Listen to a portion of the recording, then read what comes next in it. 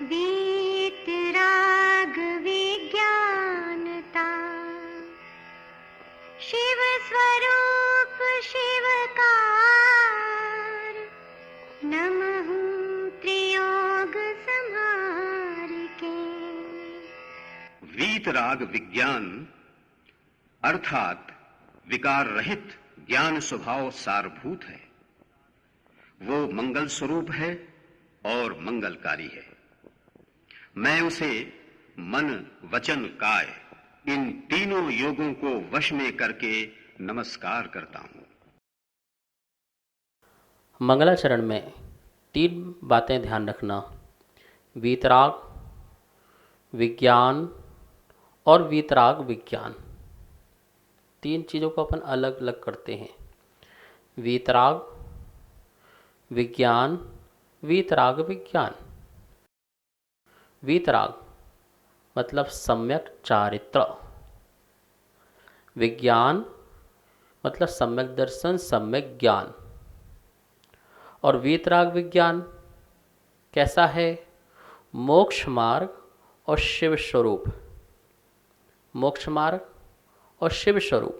वीतराग विज्ञान ही मोक्ष मार्ग है। और कैसा है वो? शिव स्वरूप है, मतलब आनंद स्वरूप है। मोक्ष मार्ग है, आनंद स्वरूप है। ऐसा अपन जो है रत्नत्रय को यहाँ पर ही धर्म कह रहे हैं। सम्यक दर्शन, सम्यक ज्ञान, सम्यक चारित्र, ये वीतराग विज्ञान है। और यह रत्नत्रय जो है कैसा है? आनंद स्वरूप है। लिखा है वीतराग विज्ञानता कैसी है? कैसी है? तो 3 लोक में सार रूप है, उत्तम रूप है, शिव को करने वाली है, आनंद स्वरूप है। संसार में व्यक्ति क्या चाहता है? आनंद चाहता है, लेकिन आनंद के काम नहीं करना चाहता है वह। आनंद उसे बिना रत्नत्रय को मिल नहीं सकता है। आपको पता है मिथ्या दृष्टि जो है वो अनंत दुखी है। उसको कितने भी साधन मिल जाए, स्वर्ग की सारी संपदा भी प्राप्त हो जाए, फिर भी वो सुखी नहीं हो सकता है। क्योंकि सुखी होने के लिए तत्व ज्ञान की ज़रूरत है। सुखी होने के लिए वस्तु स्वरूप को जानना बहुत ज़रूरी है। सुखी होने के लिए जब तक हम वेद ज्ञान की कला नहीं सीखेंगे तब तक सुखी नहीं हो सकते। यदि भोगों से ही सुख मिलता होता तो तीर्थंकरों के पास भोगों की कमी नहीं थी। अपने राज्यकाल में, अपने कुमार काल में अपार सुख साधन उनके पास थे, लेकिन वो अपार सुख साधनों को छोड़कर भी जंगलों में क्यों गए? तपस्या करने क्यों गए? महा आनंद की प्राप्ति उनको महा आनंद की प्राप्ति जंगल में हुई, घर में नहीं हुई। कहीं ना कहीं परिग्रह दुख का कारण है, और कहीं ना कहीं नहीं, सदा ही परिग्रह दुख का कारण है। परिग्रह से आकुलता आती है, और आकुलता कभी आनंद नहीं दे सकता है। आकुलता का अभाव का नाम ही आनंद है। मजा, सुख और आनंद।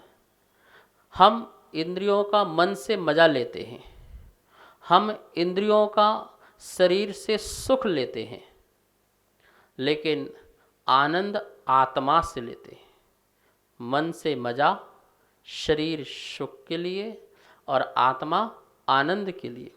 तो हम आनंद की बात जो कर रहे हैं वह अपने आत्मा के स्वरूप की निराकुलता की बात कर रहे हैं। यहाँ पर भी बात कर रहे हैं कि बिना रत्नत्रय के, बिना वीतराग विज्ञानता के हमें आनंद मिल नहीं सकता, क्योंकि वही आनंद स्वरूप है और दूसरा कोई है ही नहीं, दूसरी कोई वस्तु ही नहीं है। 3 लोक में सार कोई उत्तम वस्तु है तो वह यही आनंद स्वरूप रत्नत्रय है। ऐसे पूर्ण रत्नत्रय के धारी, ऐसे आनंद स्वरूप के धारी वीतराग भगवान अरहंत परमात्मा कैसे हैं? 18 दोषों से रहित हैं। यहाँ लिखा है वीतरागी में नहीं पाए जाने वाले 18 दोष। कौन कौन से हैं 18 दोष? जन्म, सबसे पहला दोष है जन्म। जब तक हमारा जन्म है तो फिर मरण होगा। जन्म है तो कर्म है, कर्म करेंगे, कर्म बांध बांधेंगे, फिर उदय में आएंगे, फिर वही सुख दुख के कार्य चालू हो जाएंगे। जन्म भी एक दोष है। बार बार शरीर को धारण करना, नए नए शरीर को धारण करना और इस शरीर के में रह कर के सांसारिक जीवन जीना, इस प्रकार से ये जन्म जो है वो क्या है, दुख का कारण है। क्योंकि ये जन्म क्या है, वैसे आत्मा का जन्म नहीं है, शरीर के संयोग का नाम जन्म है। मरण क्या है, शरीर के वियोग का नाम मरण है। तो ये जन्म और मरण दोनों ही जो है इससे रहित है। यहाँ पर पहले नंबर में लिखा है जन्म, जन्म रहित केवली भगवान होते हैं, अरहंत परमात्मा होते हैं। जो प्रभु हैं, जो ईश्वर हैं, जो भगवान हैं, उनका संसार में बार बार जन्म नहीं होता है, बार बार जन्म नहीं होता है। जो बार बार अवतार लेते हो ऐसा यहाँ जैन धर्म में स्वीकार नहीं है। एक बार जो परमात्मा बन गया, जिसने शरीर से रहित हो गया, वो जन्म से रहित हो जाता है। अब आप बोलेंगे अभी तो शरीर है अरहंत के पास, केवली के पास, वो अंतिम जन्म वाला शरीर उनके पास है, वो जीवन मुक्त हैं। अब उनके पास किसी प्रकार का यह प्राण वाला शरीर नहीं होगा, चैतन्य प्राण ही उनके सदा रहेंगे। बुढ़ापा, उनका बुढ़ापा नहीं आता है। बुढ़ापा भी तो एक दोष है ना। व्यक्ति की जब इंद्रियां शिथिल होने लगती हैं तो वह जैसा धर्म ध्यान करना चाहता है वैसा नहीं कर पाता है। आप ही बताइए, आप जब युवा थे तो कितने बार मंदिर जाते थे, कितने बार पूजा पाठ कर लेते थे, कितने बड़े बड़े प्रोग्राम आयोजन किया करते थे, पहाड़ों की तीर्थ यात्रा किया करते थे, साधु के साथ पद विहार करके उनका मंगल विहार कराते थे, चौका लगाते थे, आहार दान देते थे। आज आप उठ नहीं पाते हैं, कुछ कर नहीं पाते हैं, हाथ पैर आपका साथ नहीं देता है, इंद्रियां बिल्कुल शिथिल हो चुकी हैं। तो ये बुढ़ापा भी एक दोष है, क्योंकि ये बुढ़ापा के कारण जो मन जो है, जो आत्मा जो है, वह तंदुरुस्त नहीं रहती है, स्वस्थ नहीं रहती है। तो ये बुढ़ापा शरीर का है। किसका है बुढ़ापा? ये शरीर का है। तो ये भी हमारे साथ एक दोष लगा हुआ है। ये बुढ़ापा से भी क्या होना है? रहित। तो वीतराग भगवान कैसे हो गए हैं? बुढ़ापा से भी रहित हो गए हैं। प्यास और भूख प्यास जो है वह भी एक रोग है। कितना इसने अनंत बोरियां अनाज की खाली होंगी आज तक, सागरों पर्यंत पानी पी लिया होगा आज तक, लेकिन तब भी भूख प्यास से यह तृप्त नहीं हुआ, यह शरीर तृप्त नहीं हुआ और यह संसारी आत्मा भी तृप्त नहीं हुई। जिस आत्मा ने इस प्रकार से ये प्यास भूख को भी जीत लिया हो, अर्थात वेदनी मोहिनी कर्म का जिसमें नाश हो गया हो, तो यह दोष से रहित जो है वो वीतराग परमात्मा है। जो भी खाने पीने में लगे हों तो वो इंद्रियों के स्वाद में लगे हैं, अभी उनको भोजन पानी की चिंताएं हैं। तो ऐसा चिंता करने वाला परमात्मा फिर कैसे हो सकता है? विस्मय, जिसको किसी प्रकार का आश्चर्य नहीं है। केवल ज्ञान में सर्व पदार्थ जो हैं बिल्कुल स्पष्ट रूप से झलक रहे हैं, दिख रहे हैं। अब उन्हें किसी प्रकार का संसार संबंधी किसी प्रकार का विस्मय नहीं है, किसी प्रकार का आश्चर्य नहीं है, अरति परिणाम नहीं है, कहीं घृणा नहीं है, किसी जीव के प्रति किसी प्रकार का विद्वेष भाव नहीं है, अरति परिणाम नहीं है, खेद नहीं है। खेद भाव कि आपने दीक्षा ली और बोले कि मैंने क्यों ले ली, ऐसा खेद भाव नहीं है। क्या इतना और चलना पड़ेगा, ऐसा खेद भाव नहीं है।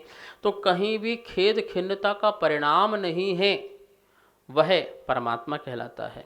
रोग, शरीर में किसी प्रकार का रोग नहीं है, ठीक है ना। और जिनकी आत्मा में किसी प्रकार का रोग नहीं है, जो निरोगी काया है और निरोगीवान आत्मा है, वो ऐसे वीतराग भगवान होते हैं।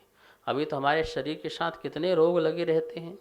5,68,99,584 इतने प्रकार के जो हैं रोग शरीर में हो सकते हैं। तो हम तो रोगों से घिरे हुए हैं। तो आरोग्यवान, महा आरोग्यवान वीतराग भगवान होते हैं, रोग रहित होते हैं, शोक रहित होते हैं। शोक किसको होता है?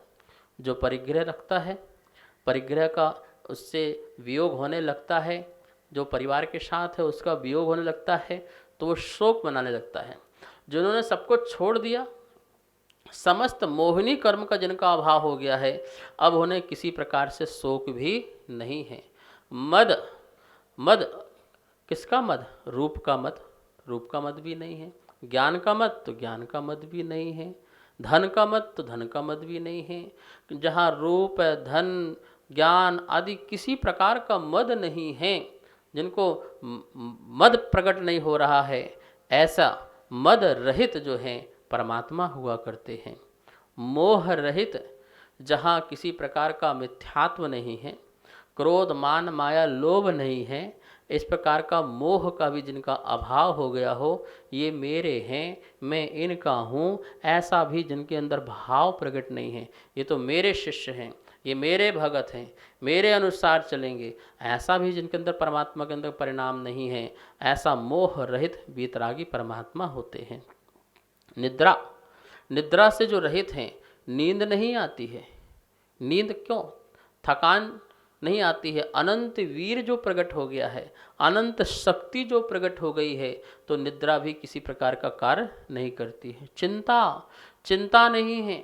संसार को कितनी चिंताएं होती हैं, घर की, परिवार की, परिग्रह की, दुनियादारी की चिंता रहती है। परमात्मा को कई प्रकार की चिंता नहीं है। ये भी चिंता नहीं है कि तुम पाप क्यों कर रहे हो, और ये भी चिंता नहीं है कि तुम पुण्य क्यों नहीं करते हो, तुम धर्म में क्यों नहीं लगते हो। उनका सहज रूप से दिव्य वाणी, दिव्य ध्वनि खिरती है कल्याण के लिए, लेकिन तुम्हारे से राग करके तुम्हारे कल्याण के लिए वाणी खिरती है, ऐसा नहीं है कि तुम्हारा कल्याण हो जाए। मेरे अंदर ऐसी चिंता है, तुम कब तक संसार में भटकोगे, इसलिए मुझे चिंता है। तो तुम्हारी कल्याण की भी जिनके अंदर चिंता नहीं है, सहज रूप से जिनकी तत्व रूप वाणी खिरती है, ऐसे वीतरागी भगवान, कोई चिंता नहीं है जिनको, चिंता से जो बिल्कुल मुक्त हो गए हैं। और जिसको चिंता है अपने भक्तों की तारने की, जिनको चिंता है अपने भक्तों से अच्छे काम करवाने की, तो वो फिर जो है वो परमात्मा की श्रेणी में नहीं हो सकता है। ठीक है ना। अब आप आए, एक नारियल चढ़ाया, भगवान पास कर देना, भगवान को चिंता हो गई, अरे इसको पास करना है। भगवान मेरी दुकान चला देना, भगवान को चिंता हो गई कि अब तेरी दुकान चलाना पड़ेगी। तो क्या वो तुम्हारी दुकान चलाने की चिंता करें, तुम्हारा मकान बनाने की चिंता करें, तुम्हें पास कराने की चिंता करें? ऐसे तो फिर अनंत जीव है, और फिर अनंत जीव हैं और सबकी चिंता करने लगे, तो उनसे बड़ा दुखी दुनिया में और कोई हो नहीं सकता है। जिसके पास एक चिंता है वो कितना दुखी है, और जिसके पास अनंत जीवों की चिंताएं हो जाएंगी तो फिर वो कितना दुखी हो जाएगा। और फिर अनंत जीवों की क्यों, फिर तो पूरी प्रगति की, फिर पूरी सृष्टि की, सबकी चिंताएं करना पड़ेगा, तो वो महादुखी हो जाएगा। इसलिए चिंता से रहित परमात्मा होता है। स्वेद, पसीना रहित, यह भी एक परम औदारिक जो शरीर जो है इतना स्फटिक मणि की तरह हो जाता है कि इसमें किसी प्रकार की जो है मल रूप जो धातुएं हैं वो नहीं पाई जाती हैं, और पसीना भी एक मल है, तो वह पसीना भी इनके शरीर में नहीं आता है। ऐसा वो वीतरागी भगवान का जो है 18 दोषों से रहित जीवन होता है। द्वेष, राग भी नहीं और द्वेष भी नहीं, ये मेरे मित्र हैं ऐसा परिणाम भी नहीं, और ये मेरे शत्रु हैं ऐसा परिणाम भी नहीं, तो द्वेष भी नहीं है। और अंतिम 18वां दोष रहित जो है मरण, मरण रहित भी है। अब उनका मरण नहीं है, आत्मा अजर हो, आत्मा अमर अविनाशी। अब इस शरीर को किसी और शरीर को प्राप्त नहीं करना है, तो जन्म भी नहीं है और शरीर बार बार छोड़ना भी नहीं है, अब तो मरण भी नहीं है।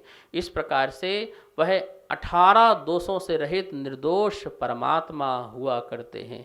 तो यहाँ पर आपने 18 प्रकार के दोषों के नाम देखे और आपको याद भी हो गए होंगे। अब पंडित दौलत राम जी ग्रंथ रचना का उद्देश्य और जीवों की इच्छा क्या है, इसके बारे में कह रहे हैं कि जो मैंने ग्रंथ रचा हुआ है, तो उस ग्रंथ रचना का मेरा उद्देश्य क्या है। भैया बिना उद्देश्य के ग्रंथ कैसे लिख दिया जाए। और ध्यान रखना, जीवन में बिना उद्देश्य के एक कदम भी नहीं बढ़ाना। अपना उद्देश्य होना चाहिए कि मेरा क्या उद्देश्य है। मैं यदि ये मंदिर जा रहा हूँ तो मेरा क्या उद्देश्य है, मैं पूजा पाठ कर रहा हूँ तो मेरा क्या उद्देश्य है, मैं आहार दान दे रहा हूँ तो मेरा क्या उद्देश्य है। उद्देश्य पता होना चाहिए और उद्देश्य सम्यक होना चाहिए। पंडित दौलत राम जी भी यहाँ पर ग्रंथ रचना का उद्देश्य इस आने वाले क्षण से बता रहे हैं और उसमें जीवों की क्या इच्छा हैं, संसार में अनंत अनंत जीव हैं, उनकी क्या भावनाएं हैं, क्या इच्छाएं रहती हैं, उनके बारे में भी यहाँ पर चर्चा कर रहे हैं। आइए सबसे पहले उमा गर्ग की आवाज़ में ही पहले दूसरे नंबर का जो ये छंद है इसको सुनते हैं। जे त्रिभुवन में जीव अनंत, सुख चाहे दुख ते भयवंत, ताते दुख हारे सुखकारी, कहे सीख गुरु करुणाधारी। कितना सुंदर यह काव्य है। जे त्रिभुवन में जीव अनंत, सुख चाहे दुख ते भयवंत, ताते दुख हारी सुखकार, कहे सीख गुरु करुणा धार। हिंदी का है, बहुत सुंदर छंद है और आपको याद भी हो जाना चाहिए। जे त्रिभुवन में जीव अनंत, सुख चाहे दुख ते भयवंत, ताते दुख हारी सुखकार, कहे सीख गुरु करुणा धार। एक एक शब्द का पहले अर्थ देखिए। जे मतलब जो, त्रिभुवन में तीनों लोकों में, जीव जीव, अनंत अनंत जो जीव अनंत हैं, सुख सुख चाहे सुख को चाहते हैं, दुख तय भयवंत और दुख से क्या है डरते हैं, ताते इसलिए दुख हारी दुख को हरने वाली, दुख का नाश करने वाली, दुख हारी दुख का नाश करने वाली, सुखकार और सुख को देने वाली, कहें कहते हैं, क्या कहते हैं, सीख मतलब शिक्षा को कहते हैं। कौन कहते हैं, गुरु कहते हैं। जो आचार्य हैं वो हमारे लिए, जो गणधर हैं वो हमारे लिए शिक्षा देते हैं। कैसे देते हैं, करुणाधार। करुणा मतलब दया, धार मतलब करके, दया करके, करुणा को धारण करके हमें शिक्षा देते हैं, हमें सीख देते हैं कि दुख को हरने वाली और सुख को देने वाली ऐसी शिक्षा को हमें देते हैं। तो क्या लिखा है देखिए, तीन लोक में जो अनंत प्राणी हैं वे दुख से डरते हैं और सुख को चाहते हैं। इसलिए आचार्य दुख का नाश करने वाली तथा सुख को देने वाली शिक्षा देते हैं। संसार में जीव जो हैं अनंत हैं और कोई भी जीव जो है दुख नहीं चाहता है, सभी जीव सुख चाहते हैं। इसलिए उन्होंने कहा कि हम सुख वाली कथा ही कहेंगे, हम दुख को हरने वाली और सुख को देने वाली कथा का ही हम यहाँ पर वाचन करेंगे। और वही सीख जो है करुणा करके आचार्य भगवान ने जो दी है वह यहाँ पर पंडित जी बता रहे हैं कि ऐसी कथा, यहाँ कोई पौराणिक कथा नहीं चलना है, कोई पुराण नहीं पढ़ा रहे, यहाँ पर अपनी आत्मकथा का वर्णन यहाँ पर करेंगे। समय हो गया है, शेष विषय जो है कल अपन पढ़ेंगे। आइए यहाँ पर माँ जिनवाणी की स्तुति करते हैं। वाणी के ज्ञान ते सूझे लोकालोक, सो वाणी मस्तक नमो, सदा देत हूँ धोक, सदा देत हूँ धोक।